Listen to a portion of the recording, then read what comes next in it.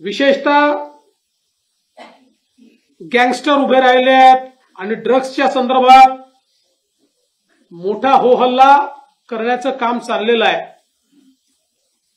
त्यावेळी हे विसरतात 100 कोटी रुपयाच्या संदर्भात आम्ही नाही, माननीय उच्च न्यायालयाने यांच्या गृहमंत्र्यांच्या विरुद्ध एफआयआर करून त्यांना अरेस्ट केली।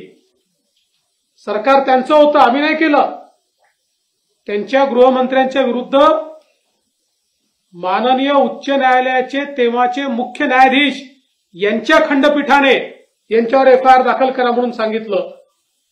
आणि आज ड्रग्सच्या विरुद्ध आम्ही लढाई सुरू केली आहे, संपूर्ण देशामध्ये सुरू केली आहे।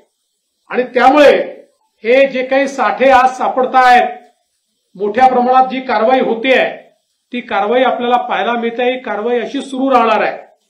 आणि एवढंच नाही तर ज्या वेळी म्हणजे पुण्यातली घटना घडलेली दुर्दैवी होती पोर्शेची, पण त्यामध्येही कोणालाही स्पेअर न करता राज्य सरकारने अतिशय कडक भूमिका ठेवली आहे।